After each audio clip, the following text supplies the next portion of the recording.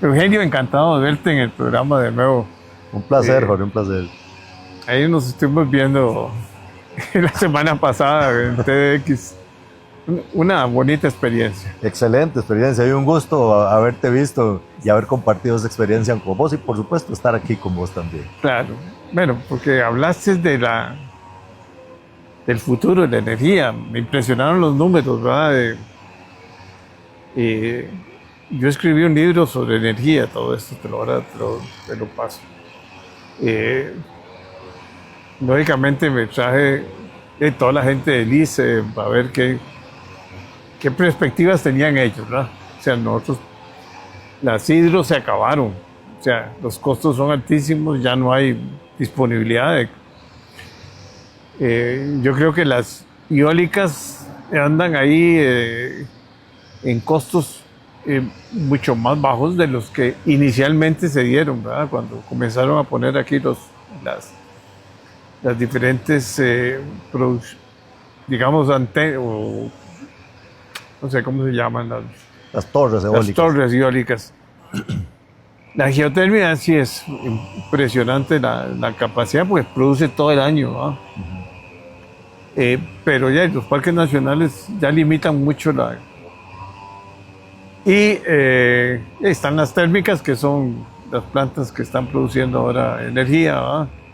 Pero eso es petróleo, ¿verdad? Eso produce contaminación y cada vez aumenta más la proporción de lo que producen las plantas térmicas, ¿verdad? Y es muy costoso. O sea, ya no son como antes, que decíamos que era energía limpia, 100%, y que ya la matriz ya está cambiando mucho, ¿va? Jorge, en realidad, para serte honesto, nunca ha cambiado.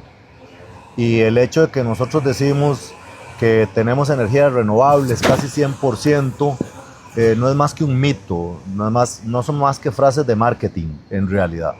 ¿Y por qué te digo esto? Porque la matriz energética del país tiene una composición que la gran mayoría de la gente Transporte no público. la conoce, claramente, claramente. La matriz energética total del país tiene dos componentes fuertes. 2/3 partes de la matriz energética proviene de hidrocarburos, que son los combustibles que consumen todos nuestros vehículos. 2/3 partes, el 65% de la matriz energética viene de los derivados del petróleo. Y solamente 1/3 parte, un 35%, es la parte eléctrica.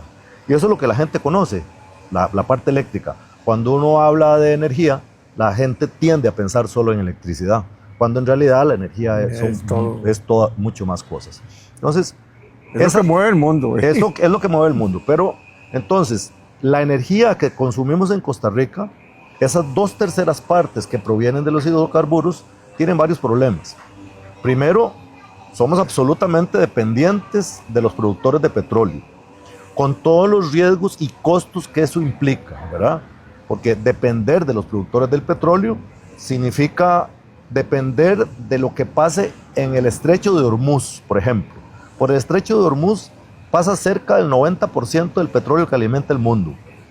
Y esa zona del mundo casi siempre está en crisis. Entonces una crisis ahí, en ese estrecho se estrangula totalmente. Se estrangula totalmente y están con dos países ahí muy en pugna, ¿verdad? En pugna, ¿verdad? Entonces, una crisis en esa zona podría hacer que se disparen los precios del petróleo, que terminaría entonces golpeando nuestra economía por esa dependencia. Y de todo el mundo. Y de todo el mundo, pero a nosotros nos afectaría terriblemente porque nosotros no producimos petróleo ni ningún tipo de energía, ¿verdad? En ese sentido. Por el otro lado, el otro problema que tiene el uso de los hidrocarburos es que es energía terriblemente sucia. Es una energía muy contaminante. Y para agravar las cosas, por el otro lado, es energía terriblemente cara, que nosotros tenemos que estar desembolsando siempre dinero para pagar ese tipo de energía. Entonces, ahí estamos en esas 2/3 partes de los hidrocarburos, que es la parte más grande de nuestra matriz energética, y tenemos que buscar una solución a esas 2/3 partes. La tercera parte que queda es electricidad. Electricidad tiene dos componentes grandes. De esa tercera parte, si la vemos como un 100%, que se llama la matriz eléctrica, en la matriz eléctrica el 67% de la electricidad la producen las hidroeléctricas. Pero como lo mencionaste antes, las hidroeléctricas llegaron a tope. Es decir, llegamos a un techo en donde no tenemos un solo punto en todo el país en donde podríamos construir una hidroeléctrica de envergadura. Podrían haber proyectitos de 25 megas, 30 megas por aquí, por allá, pero eso no soluciona las necesidades del país. Entonces, en hidroeléctrica, que es la que produce, repito, el 67% de la energía, ya llegamos a tope. La geotermia nos produce un 12%. Y la geotermia, que también es una energía firme porque produce 24 horas al día, 24/7 los 365 días del año.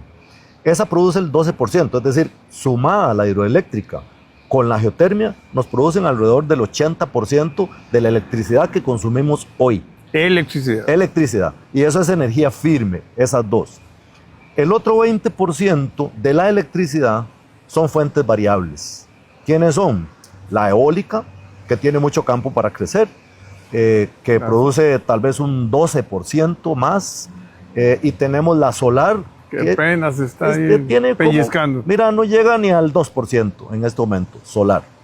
Y tenemos biomasa también, que produce un poquillo. La biomasa es mayormente el bagazo que se quema en los ingenios y que produce energía, en algunos casos más, produce excedentes, además de alimentar el propio ingenio, produce excedentes que se inyectan a la red. Digamos que esa es la parte variable. Pero hay que tener mucho cuidado porque entonces, en este momento, la matriz eléctrica está compuesta por esos dos componentes, fuentes firmes, el 80%, y fuentes variables, el 20%.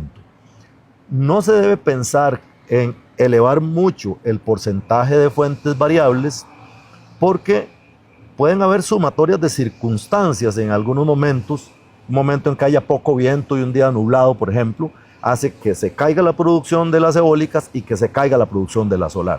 Esto fue lo que pasó en España, más o menos. España cometió un grave error siguiendo los pasos de Alemania por razones ideológicas. Eso es un tema complicado porque la energía no se debe manejar ideológicamente. La energía es un tema meramente técnico y es no solo trascendental, es vital para la salud económica y social de un país. Entonces no debe haber ideología de por medio. Y además debe ser independiente de los ciclos electorales, porque las inversiones son muy grandes y el planeamiento debe ser a muy largo plazo. Entonces, España siguió los pasos de Alemania, paró las centrales nucleares, que también son energía firme, y eso hizo entonces que se aumentara mucho el porcentaje de variables, solar y eólica, y en un momento se juntaron circunstancias en ambas que hicieron que se cayera una central primero, porque no abasteció la demanda, ¿verdad? Siempre tiene que haber suficiente energía en producción para abastecer la demanda que está jalando el país. Si en algún momento la demanda es mayor que la oferta de energía, las centrales sufren. Y al caerse una central, la electricidad por la red intenta pasar por otras partes y se caen en dominó. Eso fue lo que pasó en España. Hay un reporte al respecto. Fueron que un día, ¿no? Un día y medio. Como 2 días. 2 días. 2 días. Lo que pasa es que volver a levantar la red a veces no es tan sencillo, porque en algunos casos, por sobrecargas... Aquí pasó una vez porque se cayó Panamá, ¿te acuerdas? Se cayó Panamá aquí. Y entonces afectó a Costa Rica porque estamos interconectados. Son carreteras, estamos interconectados. Estamos interconectados y por dicha estamos interconectados porque el mercado se llama el mercado eléctrico regional, que está conectado por una línea todo Centroamérica y Panamá, y eso nos abastece. De hecho nos está pasando. En energía eléctrica nosotros estamos en déficit y hace rato que estamos en déficit. ¿Por qué? Nosotros en el 2023 tuvimos un déficit superior al 9%. Si no estoy mal de memoria, fue el 9.1% de déficit en energía eléctrica. Ese déficit se cubrió justamente comprando energía eléctrica del mercado eléctrico regional como por un 3.75% en el 2023 y la diferencia la produjimos con fuentes térmicas. ¿Qué son las fuentes térmicas? Generadores que tenemos en Moín y en Garavito de Punta Arenas, que son básicamente generadores que tienen motores de combustión que mueven un generador. En un caso son de diésel y en otro caso son de búnker. No deberían ser de ninguno de los dos. Lo más barato es que fueran de gas natural. Claro. Esos generadores, es posible, no lo sé. Yo conozco los de Garavito, no conozco los de Moín, pero es posible que... Moín es viejísimo. Moín es viejísimo, pero es posible que se pueda hacer una reconversión a gas. Habría que verlos, habría que estudiar el costo de la reconversión. Pero en todo caso, esa energía que estamos produciendo para cubrir el déficit, que se cubre, repito, por importación del mercado eléctrico regional y por producción local con energía térmica, esa energía es terriblemente cara y nos la pasan en el recibo, que vos lo puedes revisar en tu recibo, ahí te va a llegar. Se llama costo variable. Costo variable de generación. De generación, ¿qué hay por ahí? Tiene un nombre muy bonito, dice CVG, ¿verdad? En la línea de tu recibo. Pero representa en este momento un 28% del gasto. Si vos comparás lo que vos consumiste, digamos que, por ejemplo, para hacer números fáciles, 100 colones. 100 colones, en realidad vos gastaste 70. Y los otros 30, son para pagar los otros 30 son para pagar el costo variable de generación. Y además de eso, las fuentes térmicas son los generadores de emergencia, ¿verdad? Es como si tuvieras en tu casa una planta ahí para cuando se va la luz. Así debería funcionar. En realidad no han estado funcionando así. Si uno revisa la producción de energía en los últimos 30 años, desde 1990, te vas a dar cuenta que la producción a través de las fuentes térmicas nuestras ha sido prácticamente continua. Es decir, que en los últimos 30 años, todos los años, hemos producido una porción de nuestra electricidad con esos generadores térmicos. Y nos vende la idea de que somos 100%. Nos vende la idea de que somos 100%. Que el ICE es la maravilla del mundo. Y en realidad, ¿qué demuestra eso? Demuestra que primero hay una mala planificación, es decir, que en este momento la capacidad instalada del país no está cubriendo la demanda actual. Y sin pensar en el crecimiento. Y sin pensar en el crecimiento. Si uno revisa, por ejemplo, el plan del ICE 2022-2040, yo me encuentro con una proyección que en vez de ser exponencial, tiende a ser más bien asintótica. Y eso va en contra de lo que está sucediendo. De lo que sucede en todo el mundo. Es decir, desde que tenemos información de la energía y que llevamos datos, más o menos desde el año 1800, en todos los países del mundo y en todos los tipos de energía, el consumo de energía y la demanda de energía ha sido exponencial. En todos los lugares del mundo, siempre. Costa Rica no es la excepción. Entonces, el planeamiento de la energía eléctrica en Costa Rica, bueno, toda la energía, debería de hacerse con funciones exponenciales. Y no ha sido así. Cuando uno ve el plan del ICE 2240, se da cuenta de que no es exponencial. Al contrario, tiende a estabilizarse como si en algún momento ya no tuviéramos más. ¿Qué tenemos en el país en este momento? Una aceleración de la demanda de energía por varias razones. Uno esperaría que continúen viniendo zonas francas que demandan mucha energía. Demandan mucha energía. Ya estamos hablando de industrias que no es como lo que tuvimos en algún momento a mediados de los 80s e inicios de los 90s, que eran maquilas de ropa, donde teníamos ropa y máquinas de coser y le pegábamos un par de botones a unas camisas y eso era nuestra zona franca. No, ahora tenemos zonas francas mucho más intensivas en energía porque son productoras de microchips y de otros productos que hace que tengan una demanda de energía muy superior, por una parte. Por el otro lado está el crecimiento orgánico del país, que continúa en un crecimiento acelerado. Cada uno de nosotros consume hoy mucho más energía como persona de lo que consumían nuestros abuelos. Es decir, vos y yo consumimos hoy casi 5 veces más de energía de lo que consumían nuestros abuelos. entre el carro, el aire acondicionado de tu casa, el televisor, la cocina, o sea, todos los aparatos que tenemos alrededor hacen que cada persona, el consumo per cápita, sea 5 veces mayor de lo que era hace 100 años. Eso significa que el crecimiento orgánico del país lleva una curva también aceleradísima. Pero hay que sumarle a eso la transición energética en movilidad. Para este año 2025 ya vamos a llegar a unos cerca de 30.000 vehículos eléctricos en el país. Eso significa que esos 30.000 vehículos eléctricos están dejando de consumir derivados del petróleo y están consumiendo electricidad. Y la idea sería que sigamos creciendo en movilidad hacia lo eléctrico.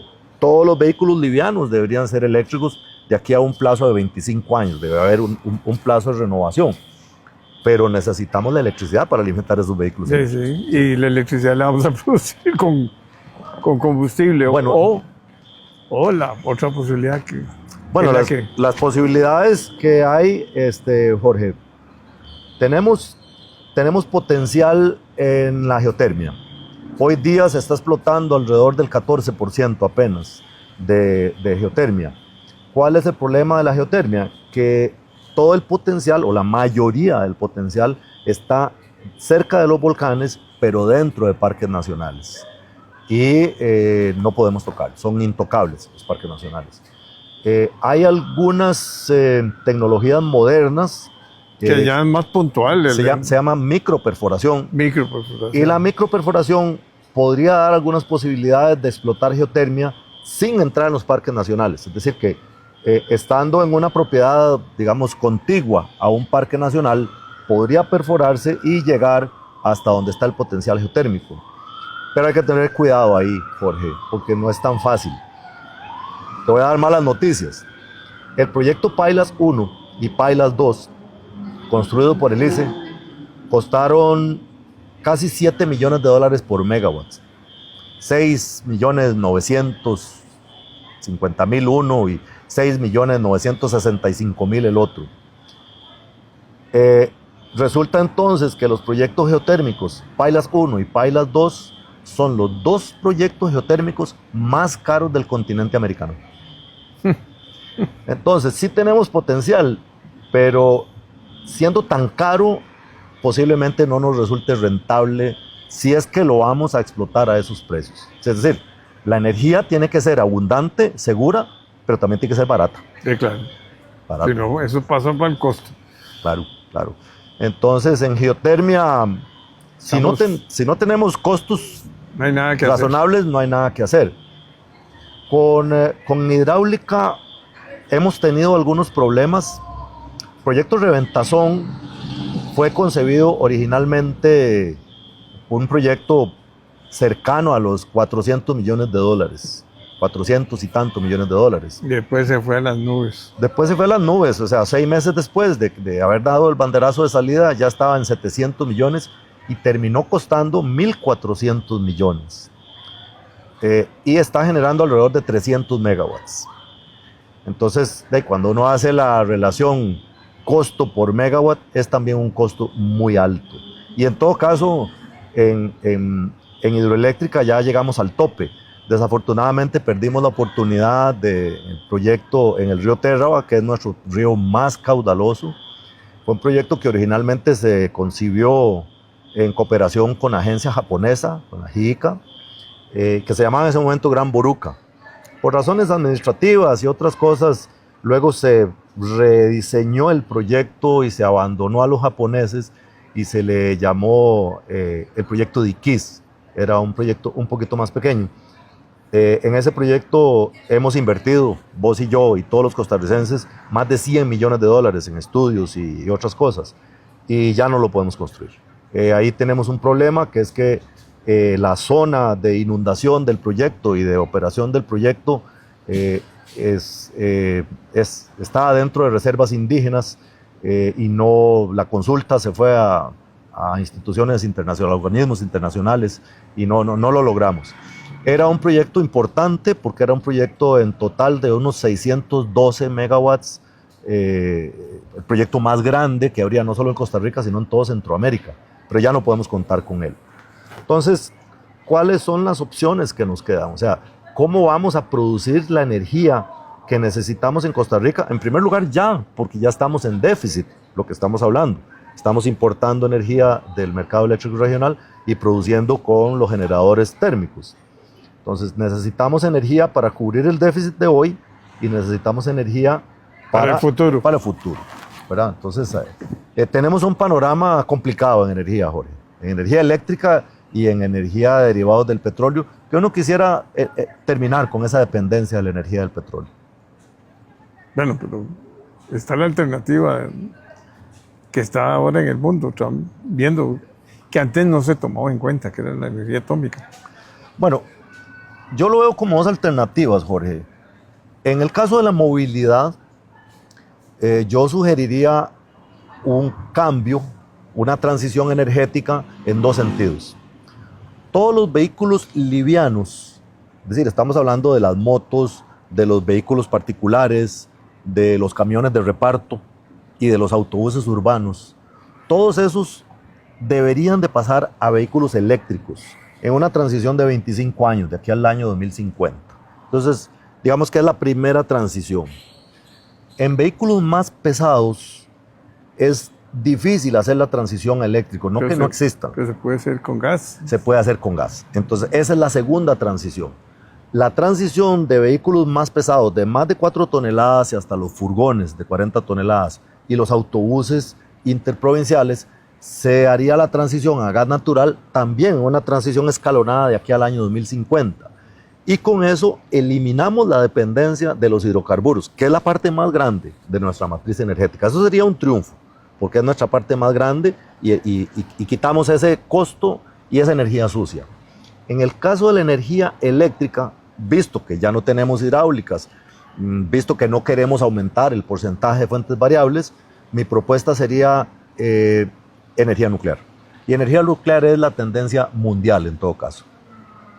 Después de haber desmantelado un montón de plantas en Europa bueno, las han desmantelado por razones ideológicas. Ideológicas, sí. Sí, pero es porque la energía nuclear es una de las energías más limpias y es la energía más firme. La energía nuclear es inclusive más firme que las hidroeléctricas. Tiene más tiempo de operación por año, digamos. ¿Y los costos han ido bajando? Los costos han ido bajando y para el caso de Costa Rica, porque digamos que lo que la gente siempre piensa son esas grandes centrales nucleares con esas chimeneas que la gente cree que lo que está emanando ahí son gases. Lo que emana de una central nuclear normal es vapor de agua, porque es el sistema de enfriamiento. Yo no propondría nada tan grande para Costa Rica porque esos son otras dimensiones. Para Costa Rica propondría... otras inversiones. Yo propondría para Costa Rica los reactores modulares pequeños, que se llaman SMRs en inglés, que hay varios tipos. Hay reactores modulares pequeños, digamos lo que se llama un PWR, que es agua presurizada. Hay BWR, que es agua hirviendo. Hay diferentes tipos. Esos reactores modulares pequeños dan energías entre los 200 y los 600 megawatts. Y son muy pequeños en realidad. Es algo como un edificio, digamos, de 3 pisos. En 1 hectárea puede uno tener un reactor modular pequeño. Y tiene la ventaja de que se pueden ir agregando más reactores uno a la par de otro a necesidad. ¿Y el costo-beneficio? El costo de la energía nuclear ha ido bajando. En el caso de los reactores modulares pequeños, es un poco mayor que la energía hidráulica, pero si ya no tenemos hidráulica, tenemos que recurrir a alguna cosa, ¿verdad? Entonces, yo diría que la energía nuclear es una opción para Costa Rica. Pero será en otro programa que hablemos de eso, porque primero hay que cambiar el temor de que va a haber un accidente en una planta y que va a pasar lo que pasó en Fukushima o en Chernóbil. No sé que la gente dice, bueno, es un riesgo. Ahora yo creo que las medidas de seguridad ahora son distintas. Ahora, hay de estos reactores, hay en muchas partes del mundo ya. Bueno, hay muchísimos reactores en todo el mundo y esa es la tendencia mundial porque al final la energía del mundo es cada vez más, digamos, se necesita más energía en el mundo y ya no hay muchas fuentes. Y más ahora con la inteligencia artificial que también dicen que demanda muchísima y las grandes bancos de datos. Pero Jorge, sí, hay mucho prejuicio en respecto de la energía nuclear. Te voy a decir que vos tenés muchos millones de veces más de morir en un accidente en tu carro que por un accidente nuclear. Te voy a contar esto, Jorge. En lo que tenemos historia desde que se inventaron los carros hasta el año pasado, que es la estadística que yo manejo, hasta diciembre de 2024, más de 60 millones de personas habían muerto en accidentes de tránsito. Más de 60 millones.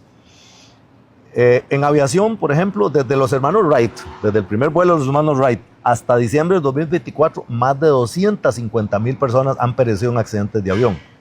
Y desde que tenemos en nuestra historia, desde que tenemos reactores nucleares para uso civil, solamente 4,000 personas han muerto. Y te voy a dar un dato adicional. En lo que llevamos del siglo XXI, solo una persona ha muerto por un accidente nuclear en Fukushima, Japón. Y no fue de manera directa.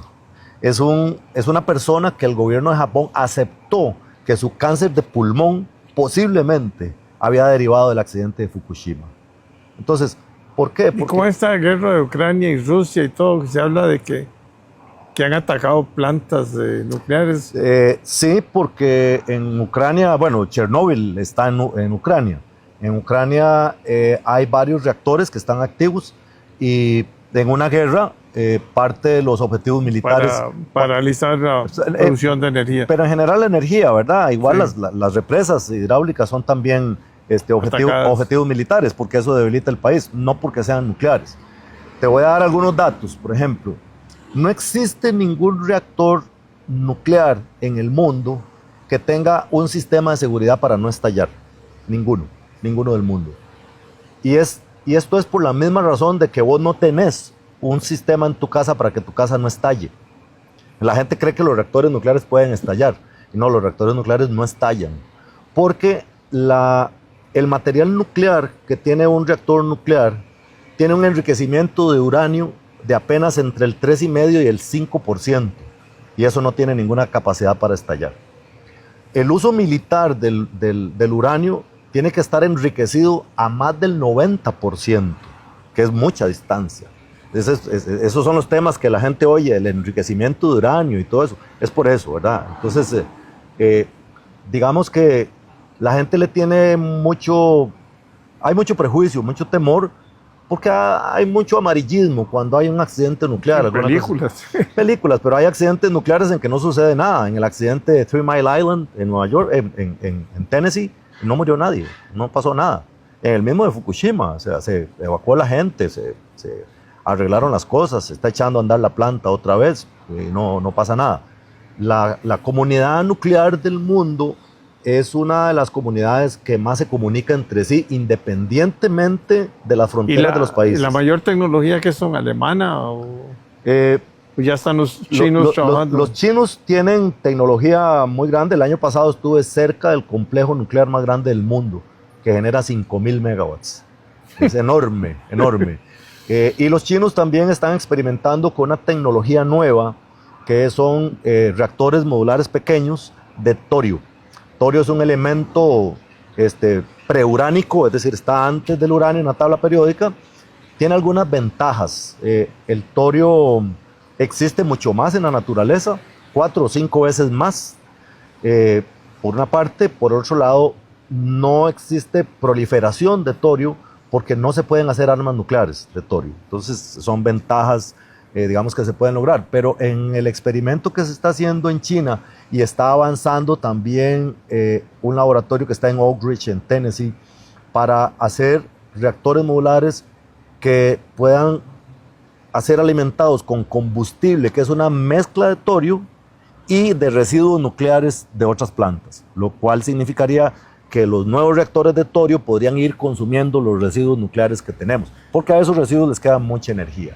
Entonces hay un buen futuro Lo que pasa es que la tecnología de torio es una tecnología joven y toda la infraestructura nuclear del mundo está hecha para uranio. Entonces, no es tan fácil decir, transformo esta central nuclear de uranio de hoy para mañana en torio. Hay razones. Primero, las centrales nucleares están en operación y alimentando electricidad a sus países. Y en segundo lugar, tienen financiamientos de largo plazo como para pararlos y hacer la transformación. Lo lógico sería que las plantas que ya van terminando su operación financiera y ya necesitan una reconversión, en ese momento se reconviertan a torio. Eso tardará algunos años, pero con la ventaja que te digo, torio existe mucho más en la naturaleza, da más energía por unidad de masa también, que es otra ventaja. Pero para Costa Rica, como te repito, yo pensaría en estos reactores pequeños que pienso que son una solución para generar la electricidad que necesitamos para el país. Bueno, y vamos a tener que conversar con los del ICE, ¿verdad? Porque esos son... hay que romper el monopolio y de verdad que la situación energética es muy complicada. Muy complicada. Muchas gracias. Con mucho gusto. De verdad que fue una clase maestra. No, y gracias a vos, Jorge, y un gusto verte de nuevo. No.